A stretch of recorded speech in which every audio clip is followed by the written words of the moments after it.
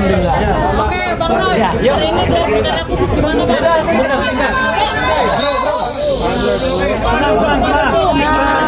Ya, baik.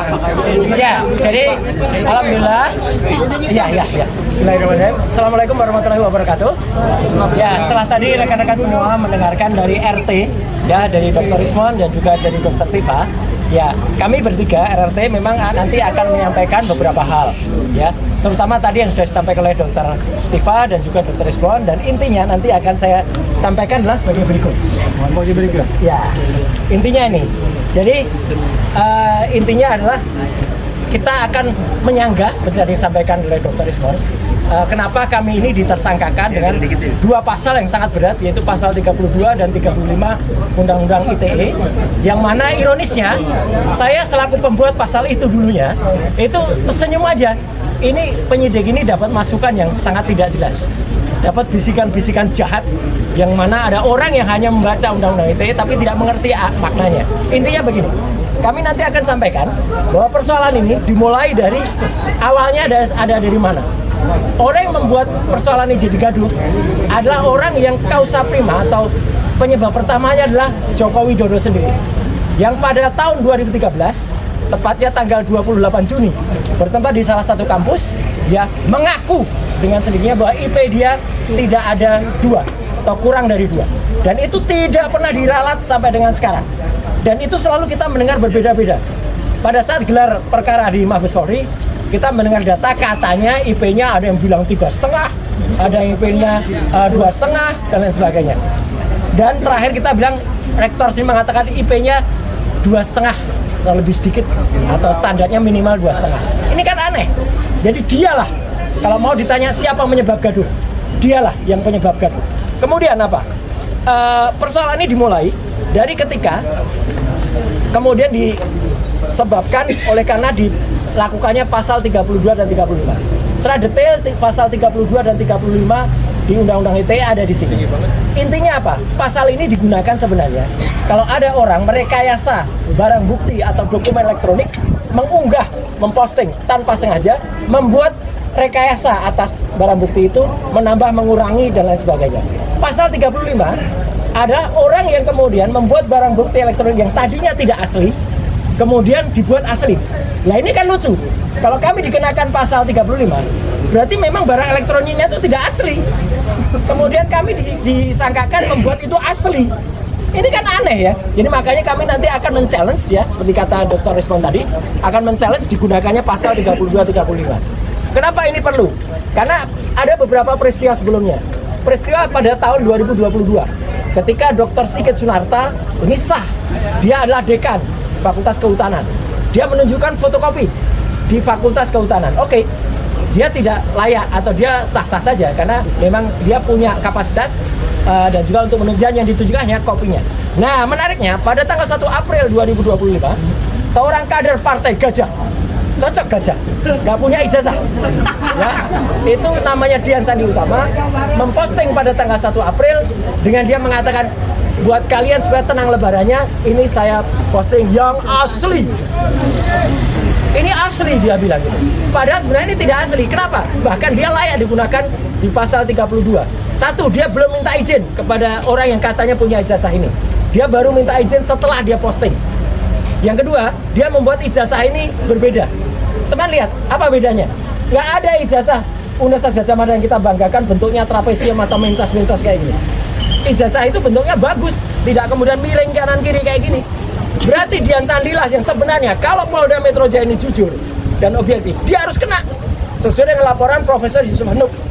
Dian Sandi itu sudah dilaporkan oleh Prof Yusuf Hanuk, tapi tidak digunakan apa-apa. Kan aneh, ya gitu. Nah yang kedua, pada acara Rakyat Bersuara di salah satu TV tanggal 19 dan atau 25 November yang lalu, ada orang lain namanya Andi Aswan. Mungkin ada di sini orangnya, ya. Yang kemudian dan kemudian ada orang lagi namanya Joshua MC Nambela. Ada juga paling di sini. Yang dia kemudian di salah satu TV itu dia menampilkan ini scan ijazah asli. Padahal itu bohong. Dia hanya melakukan rekonstruksi citra, kalau kata Dr. Ismon, atau melakukan modifikasi terhadap filenya Dian Sandi tadi.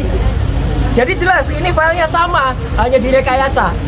Jadi orang itu sudah berbuat bohong dengan mengatakan scan ijazah asli. Makanya saya bilang di sini, nanti akan saya mintakan bahwa orang itulah yang harusnya kena pasal 32 dan 35. Dan si Joshua Sinambela yang ternyata dijadikan ahli dalam perkara ini untuk melawan kami itu pun menyatakan bahwa dia file ini yang kemudian diteliti. Itu kan nggak boleh. Filenya yang rekayasa kemudian diteliti dan dia tidak bisa berkata apa-apa kalau di TV. Dia hanya bilang saya tidak tahu saya. Itulah kata dia. Ya, nah, kemudian apa yang kemudian kami arah?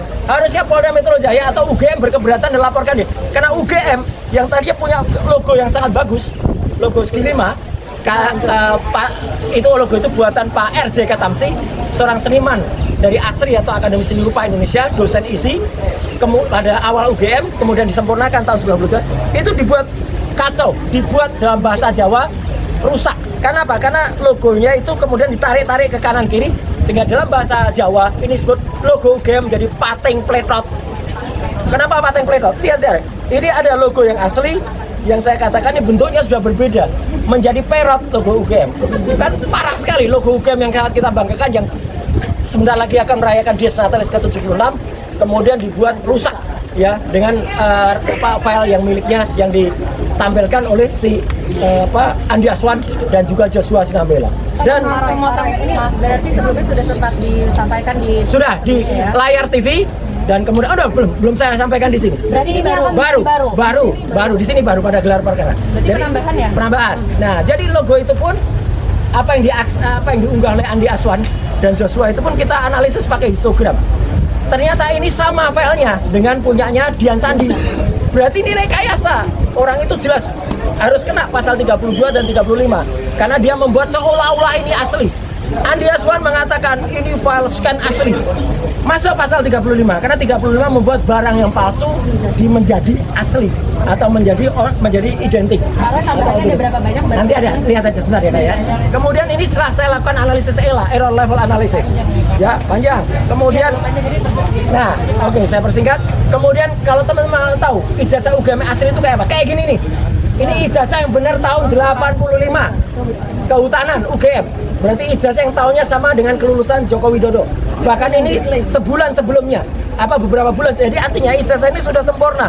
Ada watermark, jelas betul nih watermarknya. Gak harus dicari-cari. Sekarang di YouTuber Ceboker Nusantara itu ada orang yang sok ahli.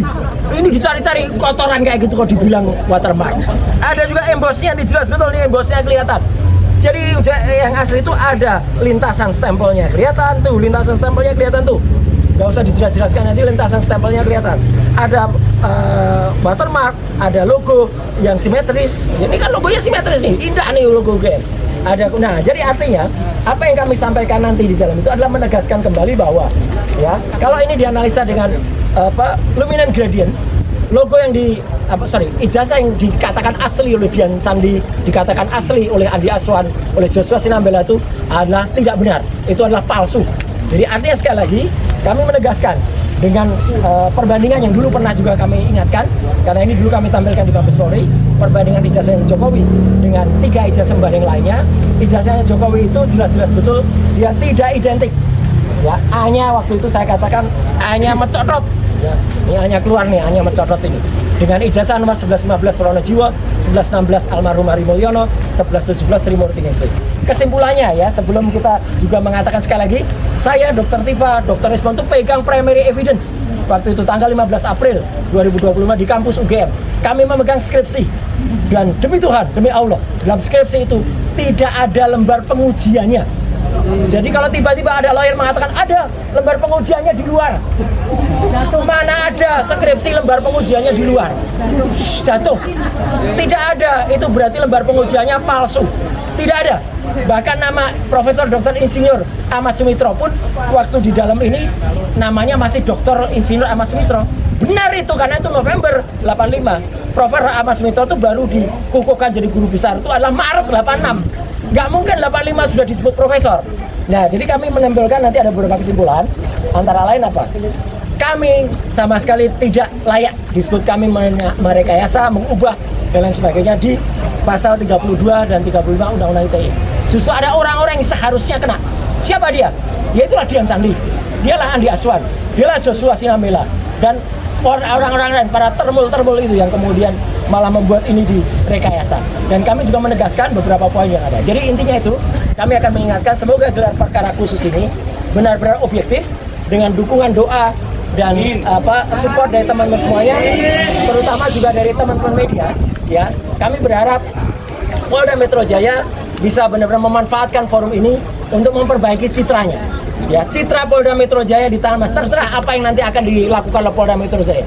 Kalau mereka memang benar-benar akan meneruskan kasus ini dengan membuat kami dipidana, maka kami akan challenge pada kesempatan ini. Dan jangan biarkan kemudian ada orang-orang yang memang sudah terpidana, misalnya ada yang sudah dipidana oleh Polda Metro Jaya 6 tahun yang lalu masih bebas seperti sekarang. Itu namanya Sylvester Matutina. Ya gitu. Jadi insya Allah itu dari saya. Sekian, terima kasih. Wassalamualaikum warahmatullahi wabarakatuh.